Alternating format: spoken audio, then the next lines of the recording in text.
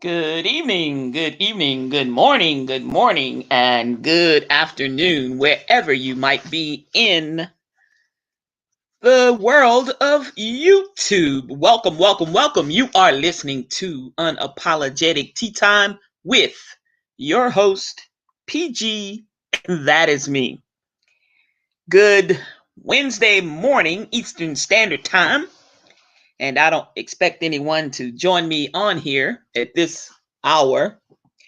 But it's kind of funny, folks. I just wanted to come on, and I will be coming on later on uh, tonight because it's early in the morning. But I will be coming on later on tonight for my regular show. But I wanted to address something that I have gotten a couple of texts, and I talked to a friend of mine today who had heard about it, who really doesn't get on social media very much at all, or hardly looks at YouTube, but they had heard the little tidbit commentary that Ricky Smiley had put out and addressing or talking about what happened at a restaurant in in Texas. That's a black owned and operated establishment by a fellow by the name of Kevin Kelly. The name of the restaurant is True Kitchen and Cocktails with a K, like the rooster, the cock, you know. Um, it's, you know, it can be taken, you know, to me, it could be taken with a grain of salt for some people and for others, not so much. Um, but I find it a little bit disturbing. Um, and this is my own personal opinion and purview. And I really don't give a kitty who likes what I have to say on the subject or not, because I'm on my channel and this is Unapologetic Tea Time, and I am PG, and I'm going to say what I got to say, whether you like it or not. Yeah, I said it, and I'm going to say it. This gentleman, I did watch a couple um,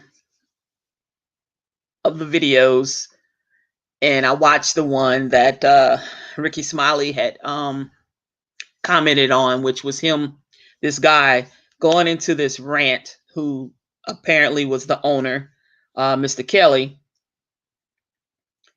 and talking to a group of black patrons, especially the majority of that I saw in this little short snippet of a video, folks, were black females. Um, you know, they were, I guess you could say, there was kind of a mixed crowd, and it was a crowd, I would say, clearly.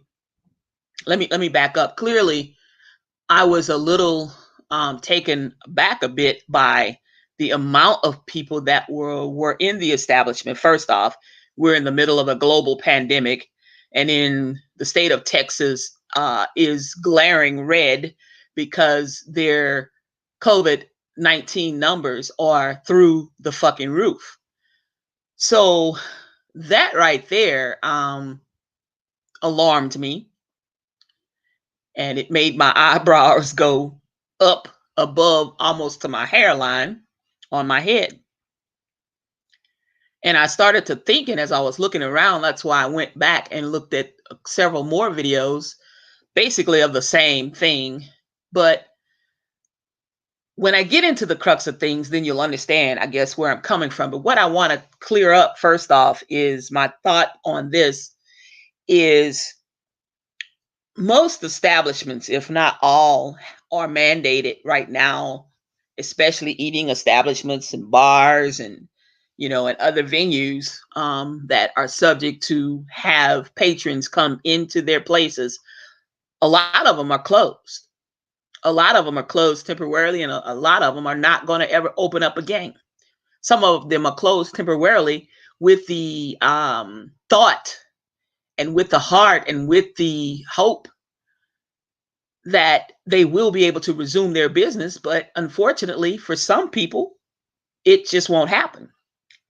But this gentleman here at this establishment, True Kitchen and Cocktails in Texas, decides that he was going to have a DJ on this particular day or evening, shall I say? I think it was a Sunday. And in doing so, the DJ evidently was playing some what I call house music, or what I call bounce music. Y'all know I'm from Louisiana, and New Orleans, you know, basically the home of bounce. We put it on the map. And they were playing this song that was a little raunchy, I thought, according to when I looked at the little restaurant, at the place. It was a nice establishment. I'm not gonna lie, it was nice, but it's not what I call a true bona fide upscale 4-star Michelin star place. And there were people trying to compare this establishment to Ruth and Chris Steakhouse. For what reason, I don't know, because I don't call Ruth and Chris a 4-star restaurant, nor do I call it fine dining restaurant. It's okay. It's a fucking steakhouse. You know, if you want to have a nice, you know, I mean, they're okay. They're nice. All right. And everything that you get is a la carte. You know, you're buying it each, even your sides, your baked potato, your salad, what the fuck ever. It doesn't matter. And I would assume that this place is not like that, judging. Now, this is me judging from looking at a video and perusing through the clientele that were sitting at these tables. And if it is, then a lot of them were underdressed and inappropriately dressed to begin with for a Sunday brunch.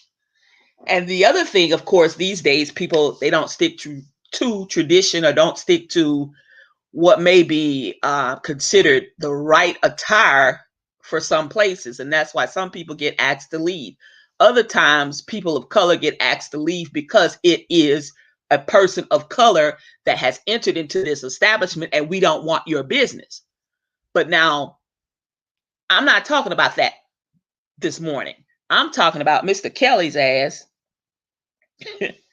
then cussed out these women, and they were Black females, on the premise that there was this one lady that I saw in the very top right corner of the video for however many seconds. Now, apparently, this had gone on for a while. And with my little banner here, I say, if you twerk in here, you'll get cursed out.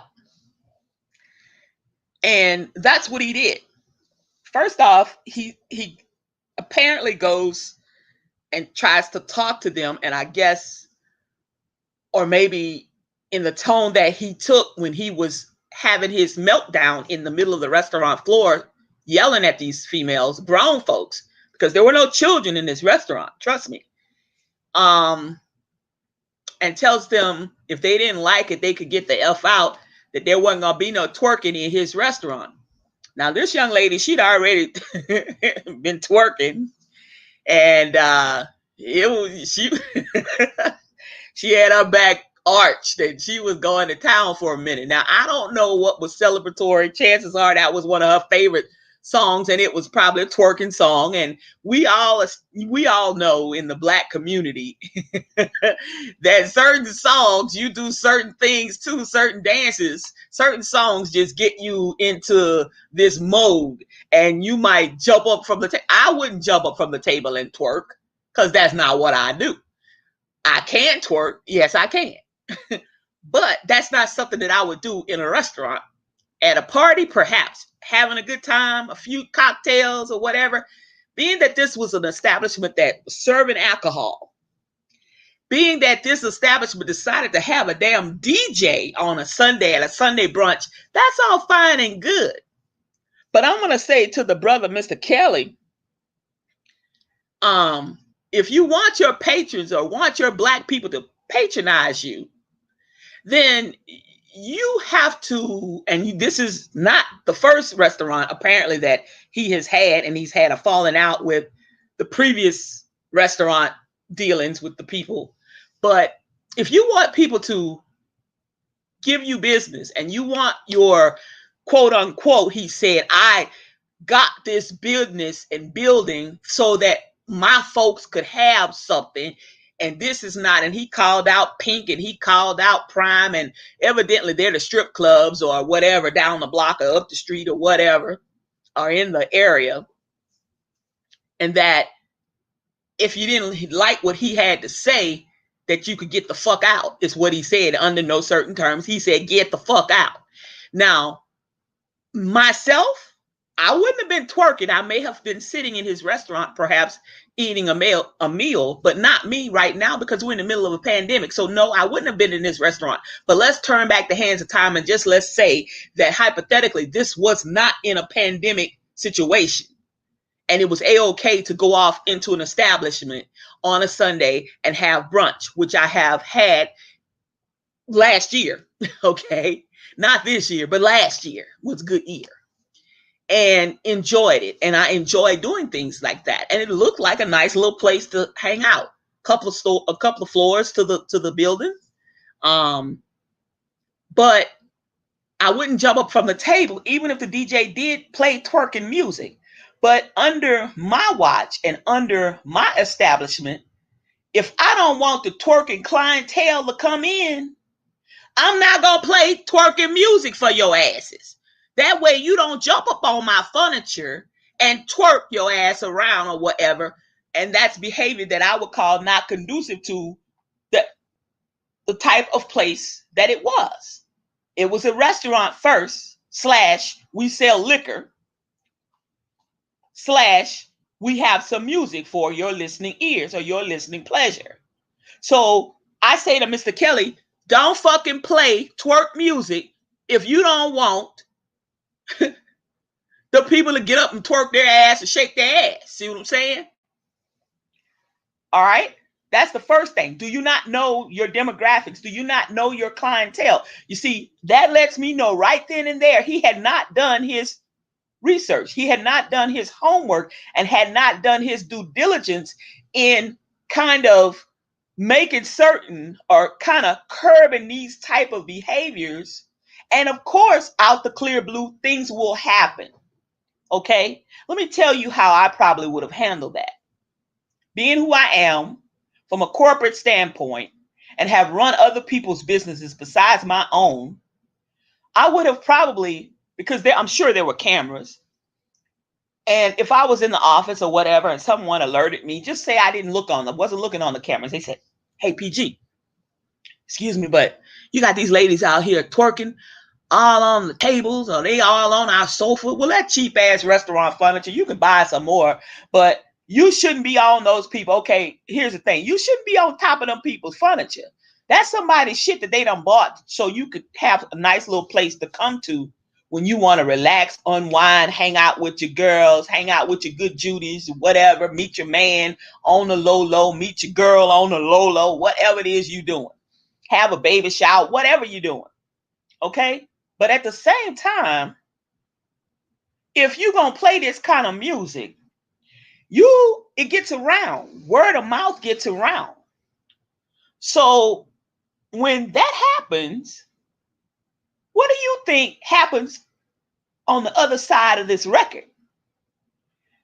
I say, man, I was up in, I was in True Kitchen Sunday, man, they had a crowd, and man, the DJ was crunk. I mean, he was playing some booty music, booting me down. He was playing bounce music. He was playing all kind of stuff. Man, and the women was in there, and they was shaking their ass like a salt shaker. Okay. Then my boy tells his boys, so next Sunday, we all gonna go. Okay. Then my girls was in there. She was happened to be at a baby shower or whatever for a couple of friends, whatever. She done told her good Judy's, girl, I was in True Kitchen. Girl, let me tell you, girl, y'all know I'm not lying. Word of mouth gets around. Okay. I'm going to snap me some pictures. I'm going to put this shit on Facebook. I'm going to put it on my IG. I'm going to put it on TikTok. I'm going to do a video on whatever. I'm going to tweet about it while I'm sitting in here. Child, I'm sitting at this table, babe, and they tearing it down up in here. Okay. This is what you get because management and ownership did not do their due diligence. But I would have gone over to the table and say, hey, ladies, how y'all doing today? I'm so happy y'all are here with me. What's the celebration? You see, you can deflect and you can calm things down sometimes just by going over and taking control or taking charge and being a little bit assertive, but yet not being rude or having to curse somebody out and telling them that they could get the fuck out, that you don't care, you don't want their money if they gonna twerk in your restaurant. Okay? That's what I would have said. Hey ladies, how y'all doing? What's the celebration? I see y'all all happy over here, and this one over here done climbed all on my sofa. Now I'm letting her know kind of in a subtle way, but I'm letting her know that, like, bitch, this ain't cool. But I'm letting you know, I'm kind of like smiling, but you know, you could tell that I'm really not happy about you done jumped your ass up on my sofa and you twerking like a fool with your shoes on. And if you slip, trip, and fall and break your damn neck or your arm off that damn sofa you done climbed up on, then you're going to be trying to sue me. Then if I try to say, well, she climbed up on my sofa at her own risk. I went over there and talked to him, and then the DJ played something else and you jump up and do it again. Well, guess what? I'm still liable for you because you have walked your ass into my establishment. At that point, I am liable for what happens to you on my premises, even though you are in the wrong, perhaps. But by going over and kind of joking around, what's going on, man? Good to see you. You know, you can deflect and you can kind of calm a situation down. But this brother took it upon himself, y'all, to curse these black females out, you know, and told them they could get the fuck out. He didn't care. He didn't need their money if they was going to twerk or whatever. Now, it was one person. Now, I saw other people kind of, you know, with their hands up a little bit or whatever, and was like rawing her on, you know, kind of edging her on a little bit. And that's all fine too. But there's a place and a time for everything. And what I'm saying is they were both wrong.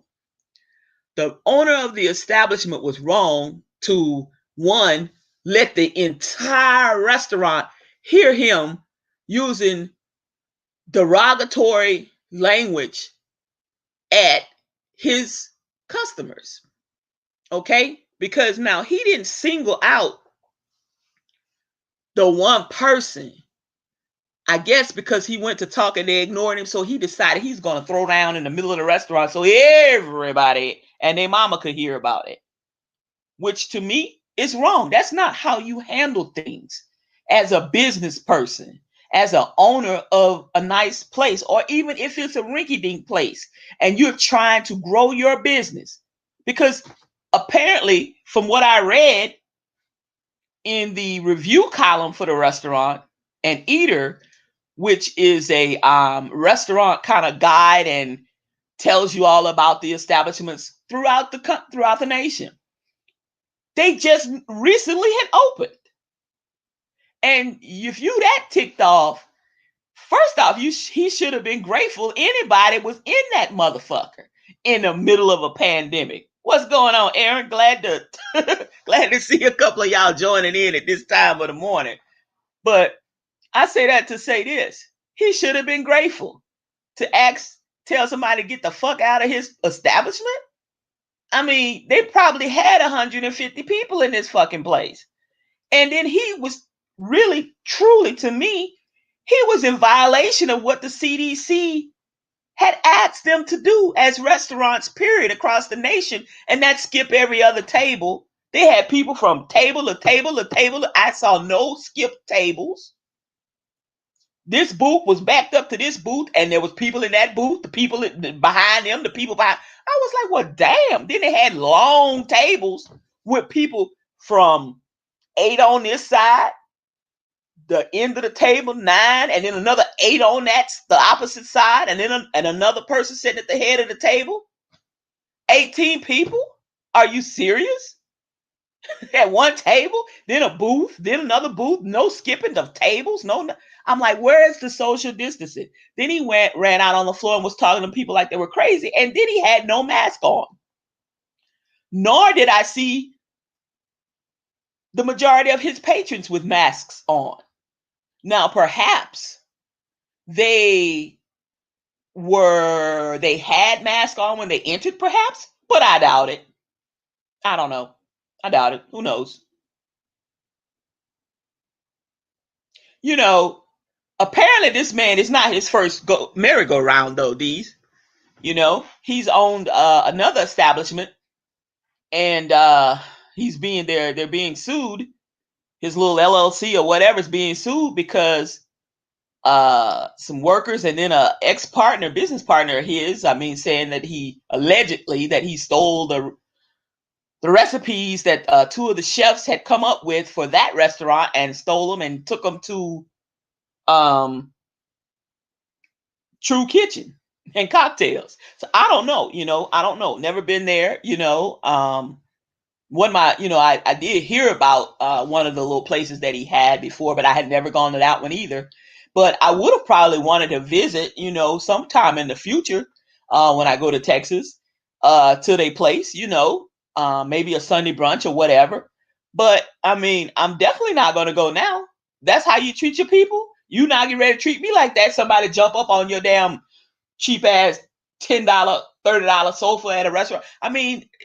Basically, restaurant furniture is all garbage, basically. Some people in these where you're going to pay $250, $300 court fee for a bottle of wine to bring it in. All kinds of stuff.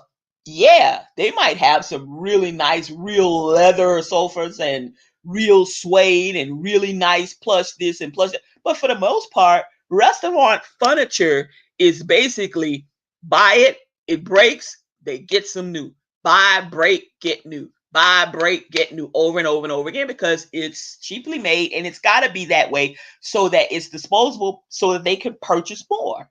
It's just that simple. Whether he was flexing or not, it was very inappropriate. Now, to the young lady, see, some people, you can take them out of the hood, but you can't take the hood out of them. Some people don't seem to don't understand and they can't distinguish whether or not what they should do. They do not have a good judgment. They don't use it.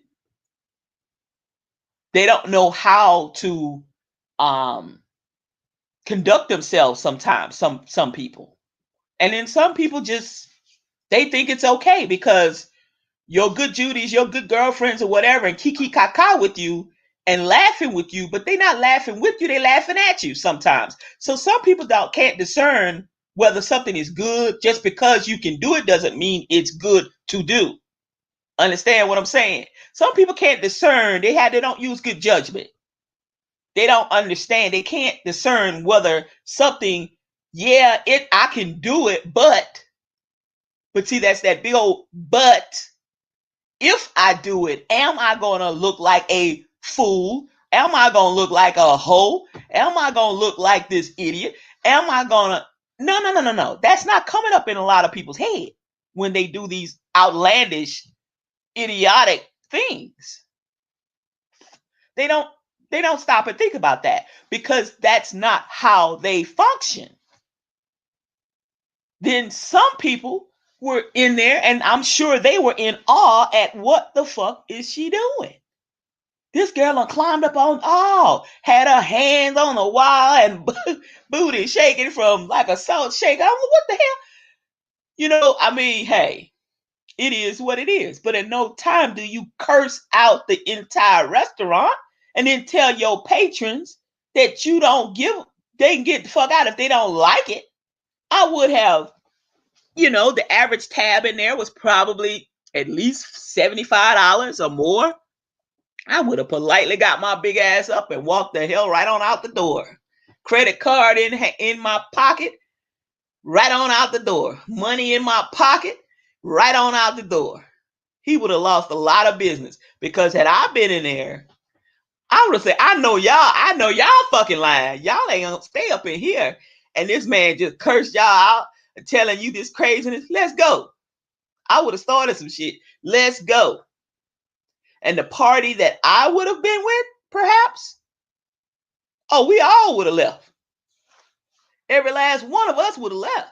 And I don't walk out of no establishment without paying. But when you bring it to me like that, and even though you're not necessarily talking to me, but you made a generalization because just this one little section, this one little party, this one little table you had an issue with, and I guess they didn't respect him enough or wouldn't give him his props or listen to what he had to say, well, then it's your right to ask them to leave your establishment. But you don't have to make a fucking scene about it. You don't have to do that. And then the way you talk to your own kind, not to say that it would have been right to talk to a white female. You don't talk to any person like that. You don't know these people. You know, you have you got your shit mixed up. I'm like, this is a pompous, arrogant son of a bitch here. You know, and he was talking about, I did it for my people. Well, evidently you didn't do that for your people, because now you cussed your people out. You were doing what we done been in the streets about this summer. You doing some shit, some messed up shit. They was in the street fucking rioting, tearing it down because of the way that others treat us. Do you think I, being of a mixed race, do you think, but identify as black, but do you think I would carry my ass to an establishment like that and subject myself to being treated that way?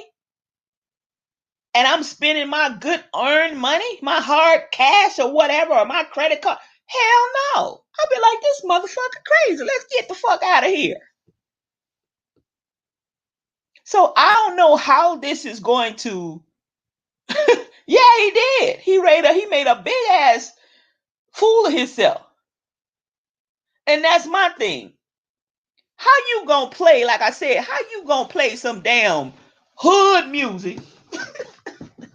But yet he calling his restaurant an upscale, very, very, very nice place. What would make you want to play hood music in your upscale establishment? You know, with get up on this, do this, running in the hole. What would make you want to play that? You know, I could even see if he walked in off the street. He doesn't work typically on weekends. He hires a DJ, or he has several of them that's on the payroll. And he happened to say, let me go by, like some shit I would do, drive by my restaurant or drive by my business, go in, just show up out the blue. That way I'm going to keep my employees on their toes, because they never know when the PG might pop up. You see? Because every time I might come in a different vehicle. I might decide to take an Uber. I might decide to have my girl. We just riding around, chilling out or whatever. Look, stop me up at the corner right here. Let me walk down. Let me walk in there, see what the hell they doing. Or I might walk through the back door of the kitchen. You know? Or I might come through the side door by the bar. I might just tell the hostess at the hostess stand, give me a table. Might not even announce myself. But of course, you know, the hostess probably going to sing like a bird. Who knows? Or I might give her a $10 or $20 bill and say, don't leave away from this hostess stand. Don't tell anyone I'm here. And I get my table and I sit there and I wait like I'm just a regular customer. And I wait for the waiter or the waitress or whomever, or the maitre d' or whomever, or the water boy, the water girl, whoever, whatever, and just see how things going. But now, this man, he went ballistic. And if he loses business, I mean, he should. The people that continue to sit there, the amount of people, my mouth dropped literally, and I could not close it for at least 5 minutes because the amount of people that sat there and listened to this man trip out on them and then perhaps paid that damn bill and left at some point in the afternoon, evening, or whatever. I mean, it was unfucking conscionable to me. There would have been no way in hell you're gonna trip out and talk and act a fool like that, yelling. His voice was raised, it was elevated, and he had this really negative tone. It was like a down, talking down to these women. And then I demand that the men that come in here, they have to behave a certain way and da da da. Who are you? Who are you? You might be the fucking owner, but you can't tell nobody how to act. All you can do is provide that service as a restaurateur and hope that people come to your place of business. Because at the end of the day, we live in a fucking democracy. Even though the Republicans try to tear it down and they still trying to dismantle it.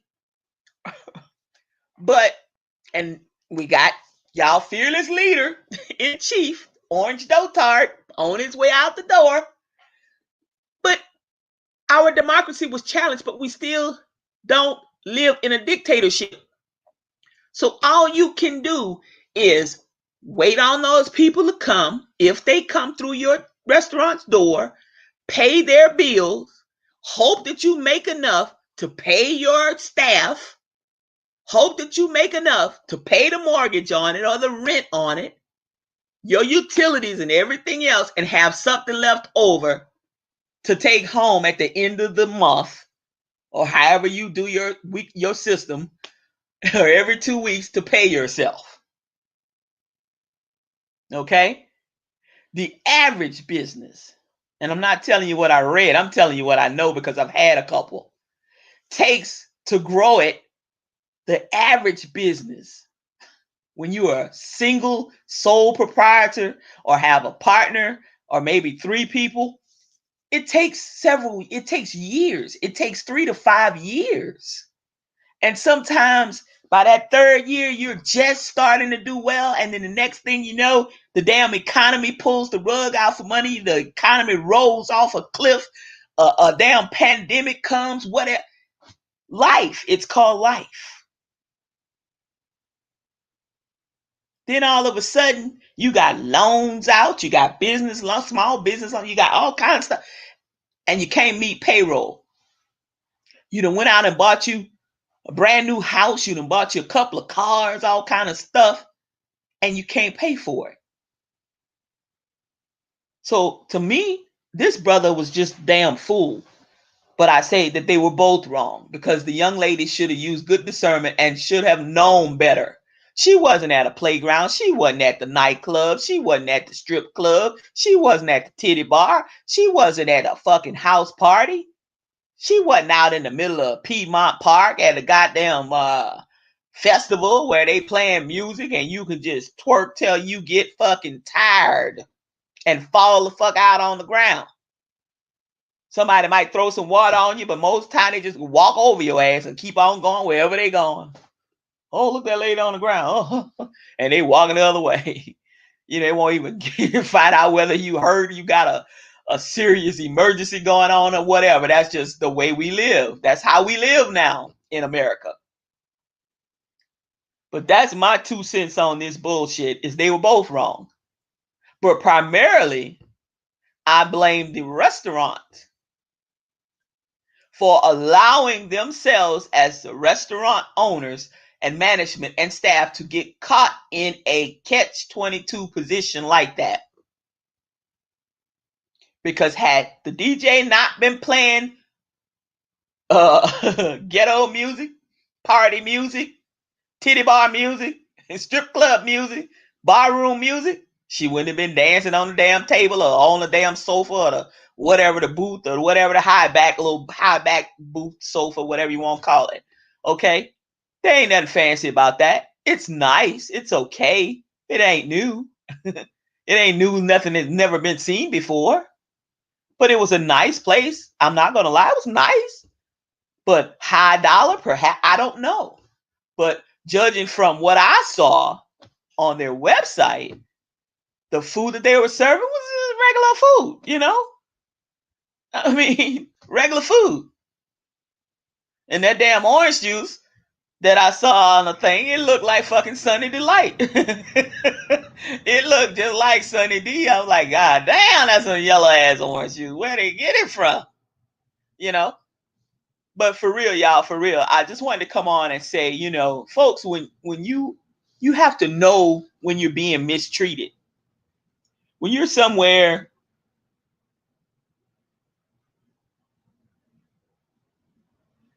you bet he won't leave the White House. Shit, I bet he will.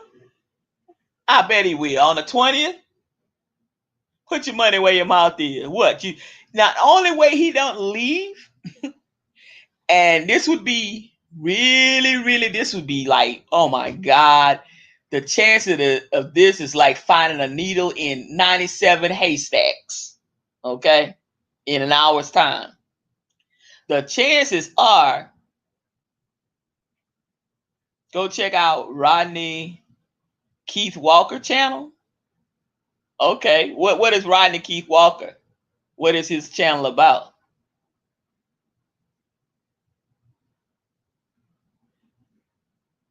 Meanwhile, I'm gonna let you type what Rodney's channel is about. You can just tell me the subject matter. That's all.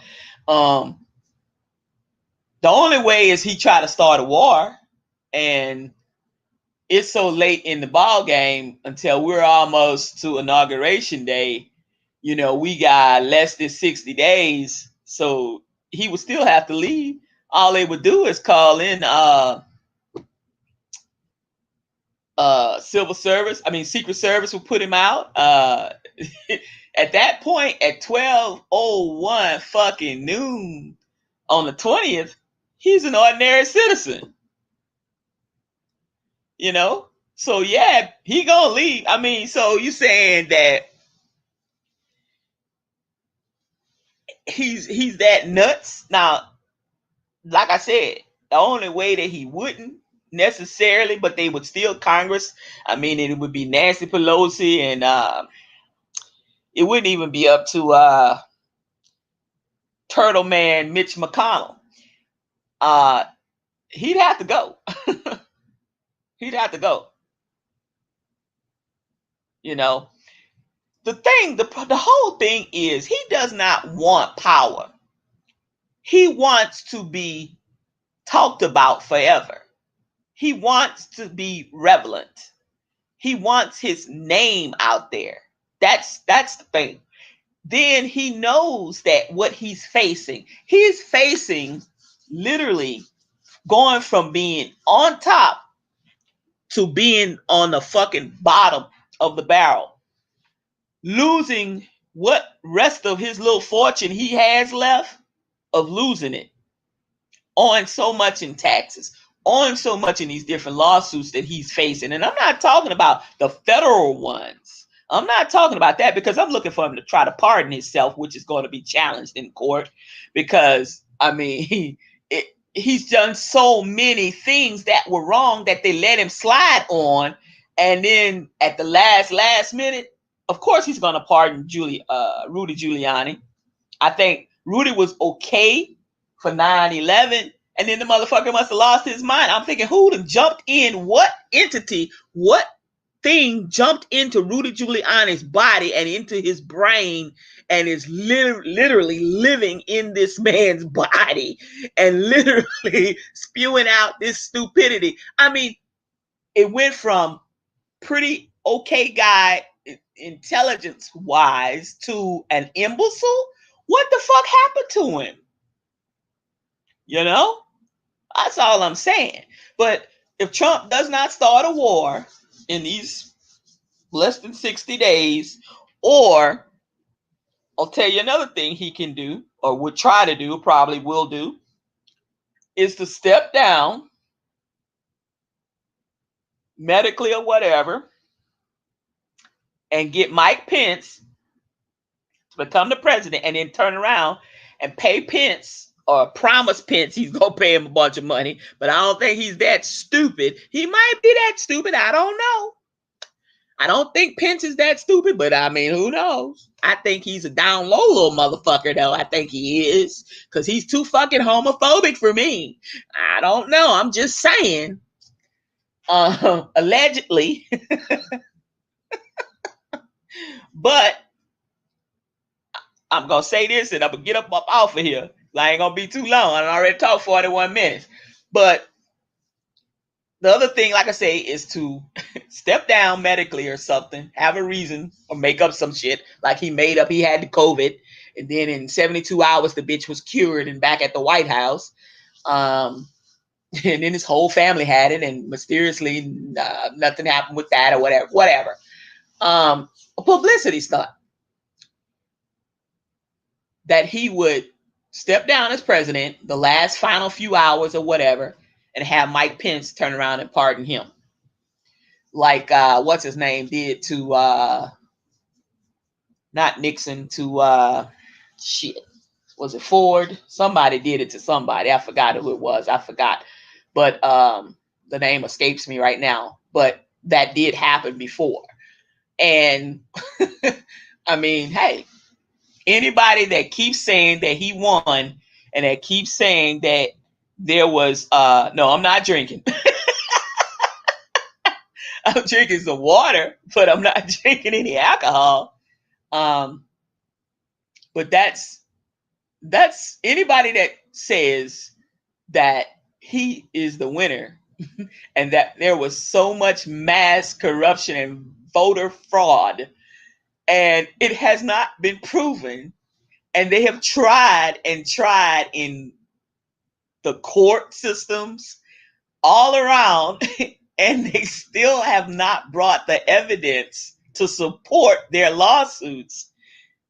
I mean, it's just frivolous. I mean, now I'm serious. I feel that any of his attorneys or anybody who represents this man should be sanctioned, for the simple reason is you are wasting taxpayers' dollars in the middle of a pandemic.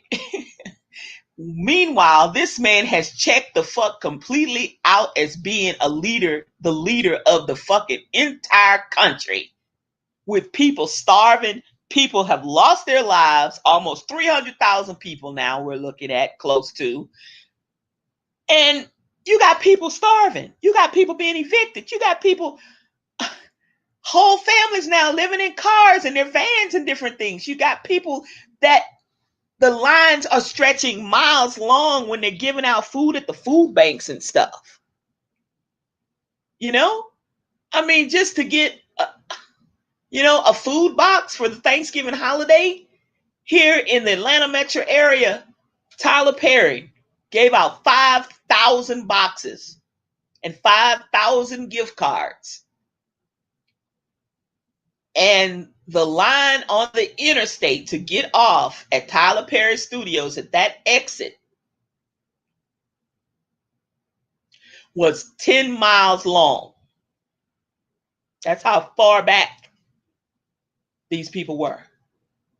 And there were about 8,800, I think they said, about 3,800 they had to turn away. That's sad. Same thing happened in Texas. The same thing happened, I think, somewhere in Nevada. Same thing 2 weeks ago, last week or week before last, in somewhere in Arizona, I think it was, or it was Ohio. Somewhere. I mean, this man has completely checked out. He hadn't even fucking, I mean, this bitch been on the golf course. I mean, in solitary confinement, in seclusion. I mean, I was like, what is this motherfucker doing? Is he literally just holding up because he really does have the coronavirus? What are you isolating yourself? What you in quarantine? I mean, we hadn't seen him. And then when he does poke out his ugly ass head, he comes out with some bullshit. Georgia, we done counted the motherfucking ballots 3 times. One state recounted the ballots twice, and then found some some more votes for Uncle Joe Biden. I mean, I was like, what the hell? Keep counting, motherfuckers. Yeah, I mean, how many times you want these people to count it? First off, it's hundreds of thousands of dollars to keep these people keep counting these fucking ballots. Then he wanted the judge to seize the voting machines here in Georgia. Seize the voting machines because there was so much voter fraud, and someone that was over the election, not the elections, but over the I think the software, the Dominion software, or wherever the manufacturer that they got the machines from. He accused these people, this one guy, of manipulating the software in order to gain more votes for Joe Biden. Yeah. I mean, just crazy shit.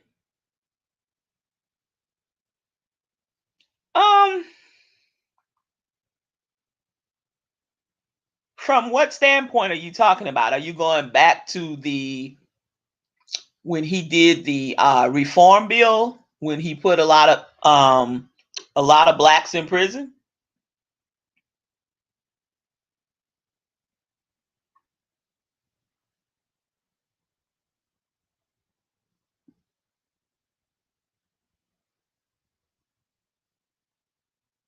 Okay. Did you see him admit in public that was a mistake? Not necessarily a mistake putting a lot of blacks in jail and in the prison, in the penal system, when they actually did the bill. I worked in the House of Representatives as an executive proofreader. I had over 100 people under me. And during that time, the thing is when you go and you put the bill into, first off, it's just you just drafting it, and you're just kind of like haphazardly talking around with your constituents, and then you say, okay, well, let's draft this bill one final time and let's try to see if we can get it to pass. Well, first off, you gotta hang on the coattails of every Tom, Dick, Harry, Kathy, Sally, Becky, Betty, and Jenny Mae and Jessie Mae in order to try to get them on your side in order to vote yay for the bill or nay, and then have it only to be added to or take stuff out of it at the passing of it. So, yes, he had some things to do with it, but it wasn't all him. That reform started during the Clinton years. Just like people think that it was Barack Obama who came up with the idea for the Affordable Health Care Act. No, it wasn't. He happened to be a junior senator for only a couple of years. The next thing you know, he was president. But what he did was he found the need and the hole and the gap. And in the gap that he found, he basically took that gap and tried to close that gap or plug the hole in the gap with the Affordable Health Care Act. Hillary Clinton is really the true founder of the Affordable Health Care Act. That's where the WIC came into play. That's where the children who didn't have insurance, where unwed mothers or mothers could get insurance for the kid, for the Medicaid for the kid and stuff. That's where that came from. That was Hillary Clinton doing. And she stayed on it and stayed on it and added on to it and added on to it. Yeah, the whole system is, to be a politician, you got to lie through your teeth. You got to skin and grin. You got to rub elbows. You got to rub your nose in some shit every now and again. You got some good people that are in politics, but not all the time. Just because they are a good natured person or a good person and their ideas are good does not necessarily mean that their ideas won't be shot down. Biden's hands are going to be really tied this time. Just like Barack Obama caught hell for those 8 years, you ain't seen nothing yet. You ain't seen shit yet. First off, those cronies in DC, I was there for 14 years. Some of them same motherfuckers are still there. Mitch McConnell is still there. Joe Biden now is President-elect Joe Biden. I mean, Maxine Waters, Nancy Pelosi just buried what's his name? Black guy here in Georgia. Congressman Lewis. I mean, just a ton of people that I knew. But these people were still politicians at the end of the day. Some things they went with because of their career. Some things they had to bow their heads to and give a nod in favor of because of their political career, or it had been ruined. Washington is a very, very cruel system to have to navigate and to play in. And it's not very many people that can truly hang in that system. Because usually when you hang in that system, you become a part of that system to where you can't do, if you wanted to get out, you couldn't. It's almost like the fucking mafia or like a gang. Once you fucking in there, you in it for life. What politicians you know that just hop in and just hop right back out? They go from local government to state government, and they try their best. Their focus is DC. They can't see anything. Their focus is DC. I might have to take this local shit right now, but my focus is DC. Well, yeah, hell yeah, they retire rich. Who wouldn't? I got everything in my fingertips. I got all kinds of people that I've met along the way. I've made deals, political deals with these people. Not that they were corruption deals, but I have, okay, let's see, I'm going to put some money in your community because you need somewhere for your youth to go. Your youth are running wild in the ATL, and we want to build some youth camps, and we want to put youth to work in summer job programs, and we want to add a few after school programs in these particular underserved counties. And we're going to do this. Meanwhile, you do know that I own some stock in your brother-in-law's company, right? Okay.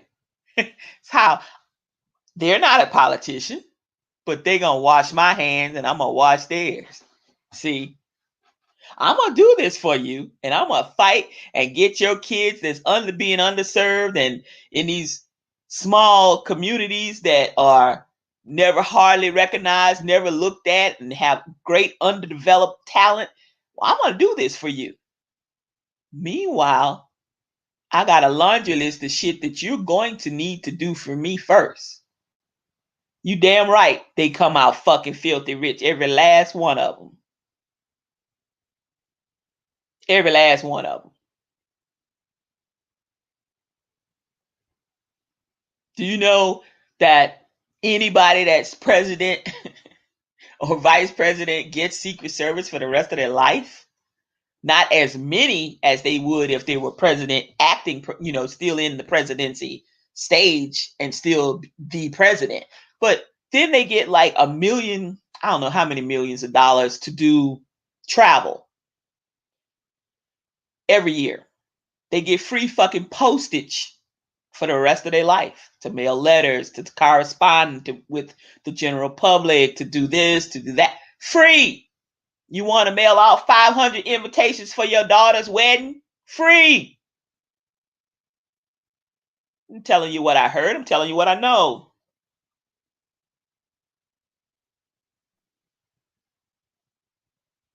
It's crazy. Plus they get their salary. They get a salary. I think it's half of what they were getting. Or maybe it's 200, maybe it's 400, maybe it's $250,000 a year. But the stuff that they get and the perks that they get, adds up to like millions of dollars every year, even after they're gone out of office. Hell yeah. It's amazing. But no, I'm not. They're gonna carry his ass out and with the desk, drag that bitch out, chain it down, whatever. He can have that little motherfucking desk. He can have the desk. He can have it.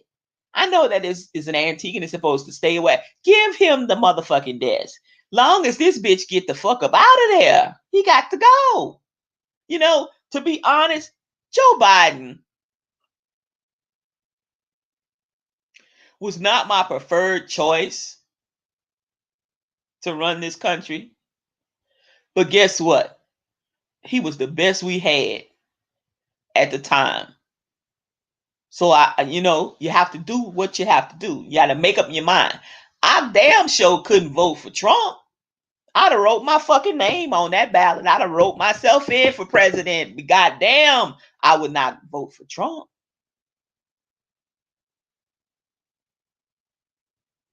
Kids are starving. Adults are starving. Kids are out of school. They're disconnected. There's a disconnect. How you take a preschooler or a kindergartner and set them in fucking front of a fucking computer for 8 hours? What are they gonna do? First off, they can't keep still. And not that they are hyperactive. You got some kids that are they are. But the average kid isn't hyperactive, but they're not going to be able to say, they have little bit of attention span. That's why they have them in little small itty bitty groups in these little in the classrooms and stuff when they're that age. But you're going to set this kid in fucking front of a computer and then you got to watch the teacher playing a game. They're not fucking involved. They're not, they can't feel it, touch it. It's not a physical thing. These kids are suffering. They're used to the little kids their age. They're used to playing at recess. They're used to having reading time. They're used to nap time. What are you gonna do? Have your kid make a fucking pallet on your fucking living room floor and take a nap while the goddamn computer is on? Because the rest of the kids that they can see all laying down at their houses taking a nap for nap time? That's what kindergartners do, or preschoolers, or whatever. They don't stay up for fucking 8 hours a day at school. They have a little nap time. It's sad.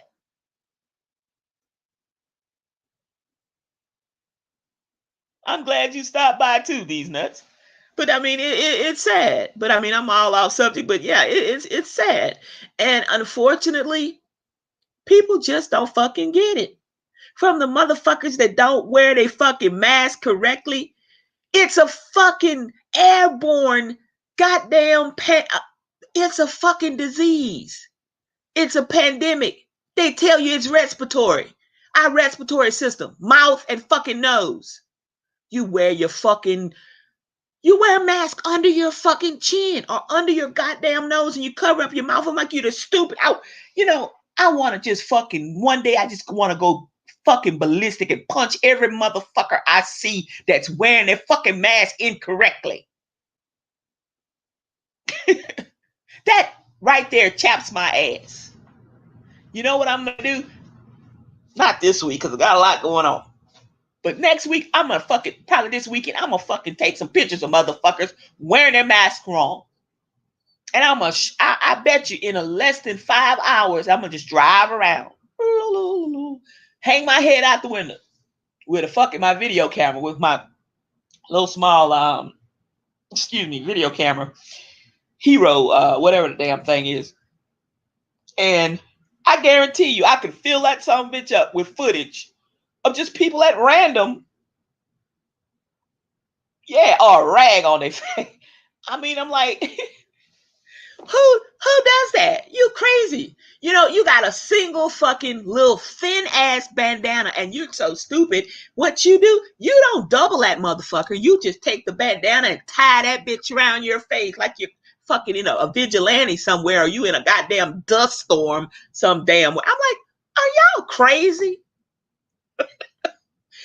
I mean, they should put billboards up. And every now and again on regular TV, like when they have a commercial, in between the fucking commercial, have a mini commercial inside of the commercial with something running across the screen that shows you how to put a fucking mask on correctly. Because I'm like, young people do it, old people do it, middle-aged people do it. I'm like, we've been doing this now. This is motherfucking December. We've been doing this since March. Some people didn't believe, so they started in April.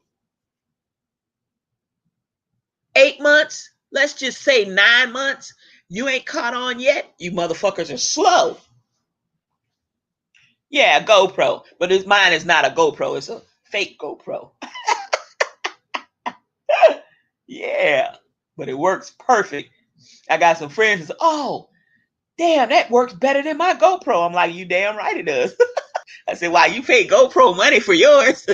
I paid half the price and got a gimbal for mine and all of that and all kind of other batteries and gadgets and shit for mine. And they still don't have a gimbal or anything. Whatever. But yeah, I mean, literally, I truly believe that there should be these little infomercials because we're in a pandemic. If the leader of this free world would have just worn a mask, think about how many people's lives could have possibly been saved.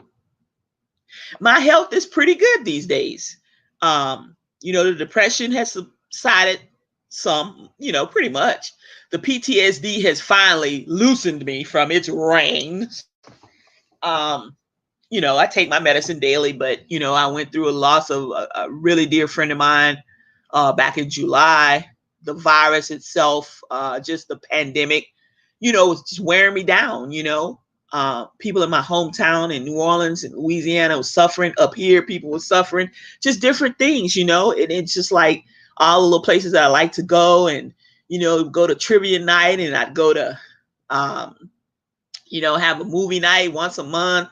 You can't go to the theaters, hang out with your friends anymore. Just and you just restricted like to phone calls, and you had a little drive-by birthday party for an 80-year-old. I couldn't even get out and hug the lady. You know what I'm saying? I mean, that's some shit. Thank you for asking. Thank you for your concern, showing concern. But that's some shit. I mean, and let me tell you something, these nuts. You think that this pandemic isn't affecting people? People are sad. People are really truly feeling blah. They're feeling sad, not just because of the holidays, but you ain't seen nothing yet. Wait till middle of January, end of January, when winter is really hard hitting, and when more people are in those hospitals, and these hospitals go turning people away because they don't have beds, and they don't have the staff, and they don't have the necessary things that they really truly need in order to be able to treat these people. You ain't seen shit yet. Yeah, wait till the eviction moratorium wears off, which in some states it has, because some states didn't renew it. They just went by the federal government's thing. But some states say, oh, well, you got some states that's doing evictions over Zoom and steady putting people out on the street. Meanwhile, it's a pandemic going on. The average person wants to have a roof over their head. They want to have some type of shelter for themselves and their family or their family members. The average person, even if they're a bum, even if they are a con artist or whatever, the average person wants just those little things, That's not much. Some people were working 2 and 3 jobs just to make ends meet before the pandemic. I say to you, if you're really depressed, and you can't seem to shake it, get some help. There's phone calls. Look at my last video from last week, week before last, actually, 2 weeks ago. I put the couple of free numbers. If you're a veteran, there's a number in there also in the description. If you're a veteran, you can call. It's just hotlines. They're not going to arrest you. They're not going to come and try to do a civil commitment on you or anything of that nature. They try to get you the help that you need for free. Get some help. Everybody doesn't need medication, but you can always use talk therapy. You can always, and if they find that you are willing to try some medications, just because you take that happy pill or that pill that kind of gets that chemical imbalance back balanced into, doesn't mean you're going to be on it for the rest of your life. 3 months, 6 months, a year, and you can come off of it or whatever. A lot of times with me, I can't. The PTSD is too much. But I've had a lot of loss.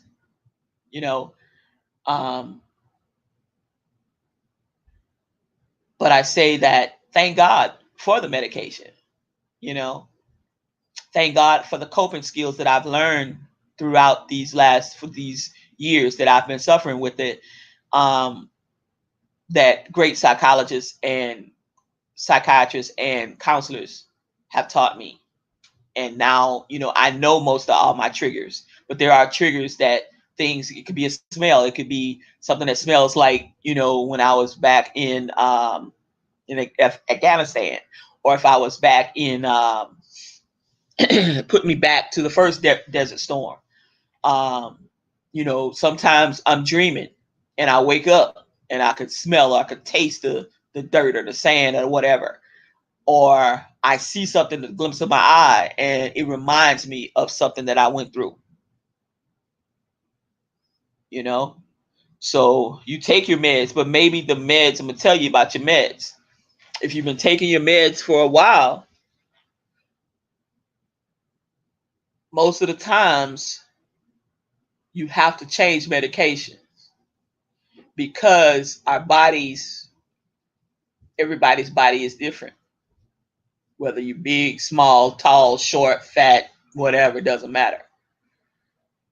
And the chemical reaction to certain chemicals that we put into our body, like the medication, sometimes we will become tolerant of it, or it will reach its plateau and it doesn't do us any good any longer. And that's what happened to me with my depression medication. It was working.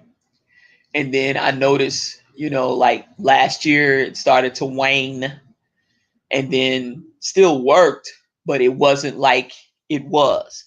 Then a little bit more month after month. And then by the time COVID was really starting to start, man, I was feeling terrible, just couldn't seem to shake it.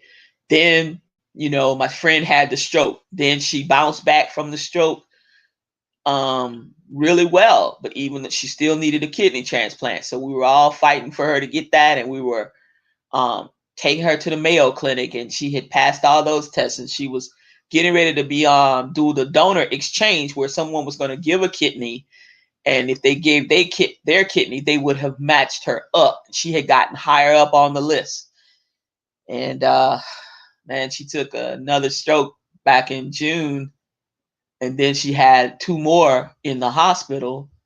By the time they had gotten her to the hospital that day, she had 2 more the next day, or one in overnight and then one that following day.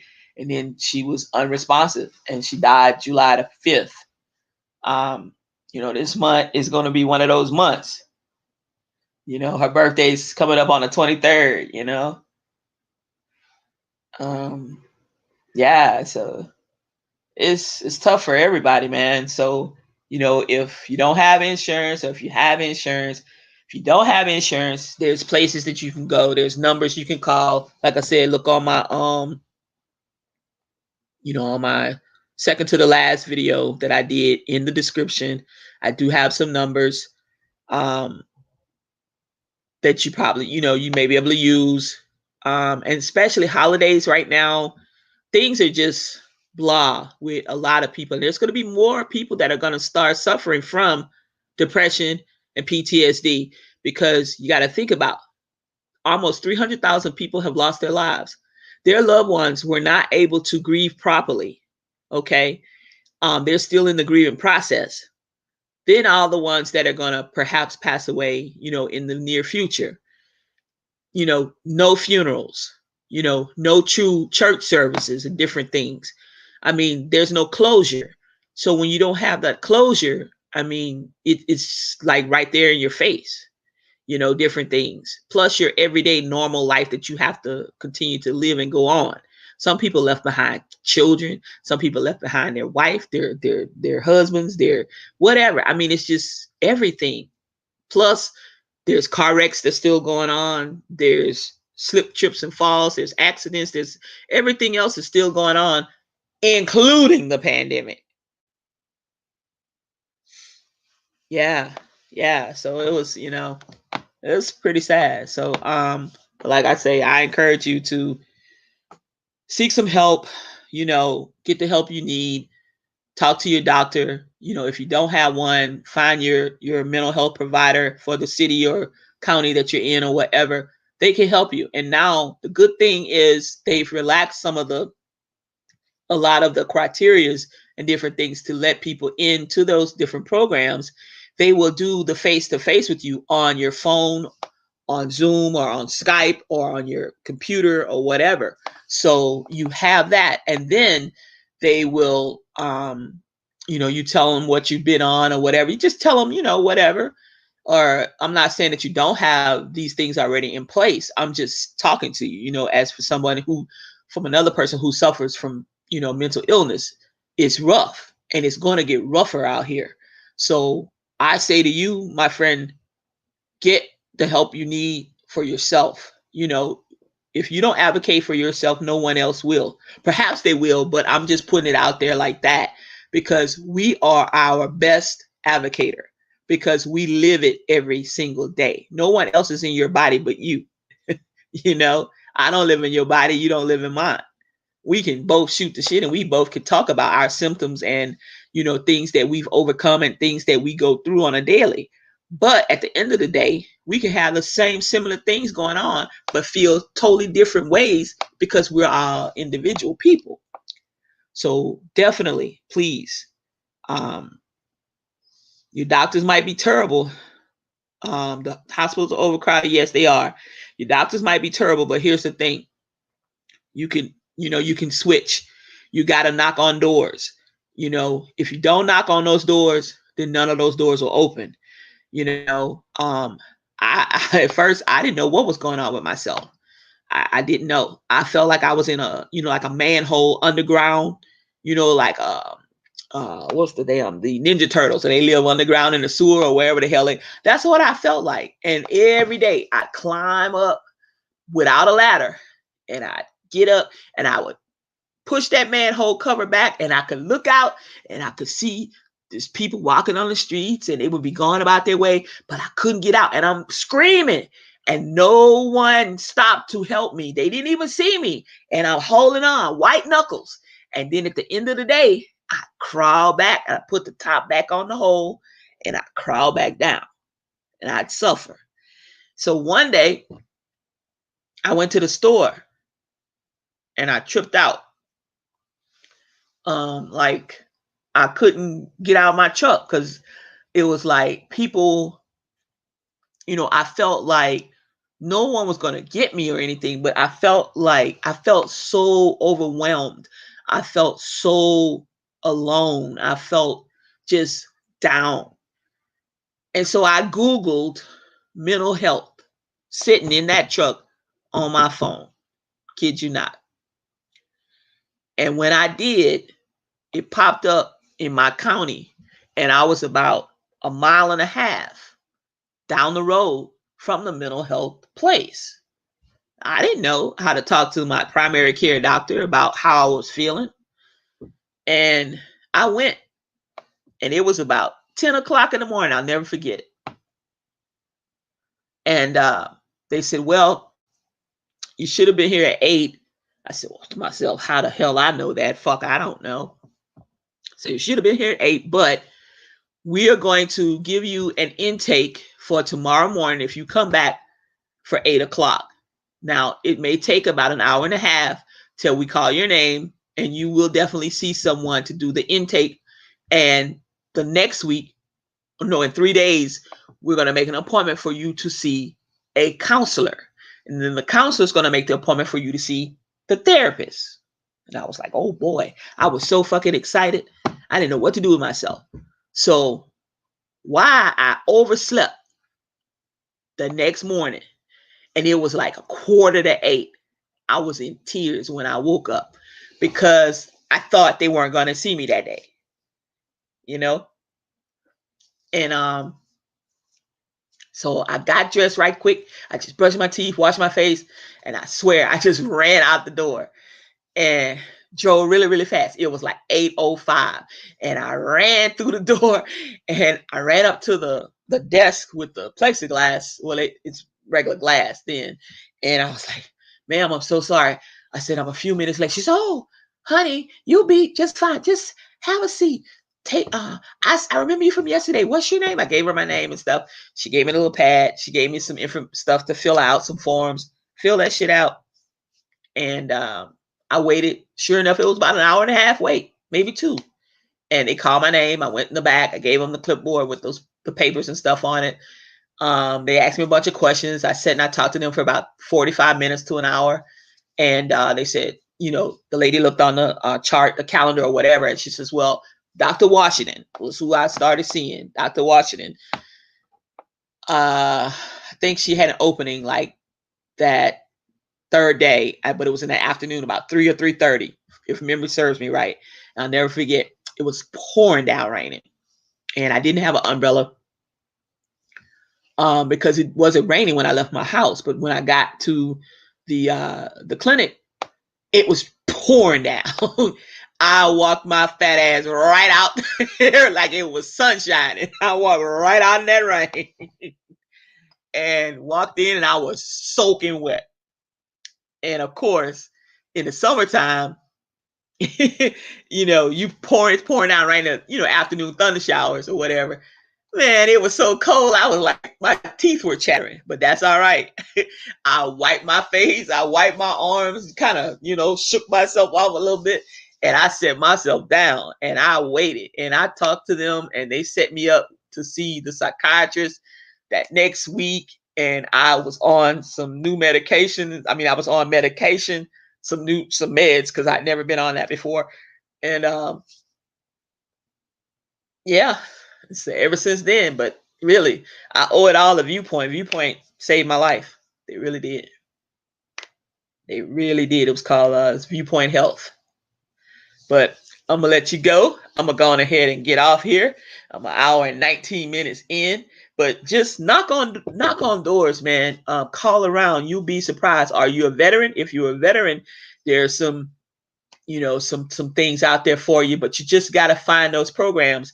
Right now, if you're not working, or if you are working, if you have a day off or whatever, on the weekends or whatever, take time for yourself. You owe it to yourself.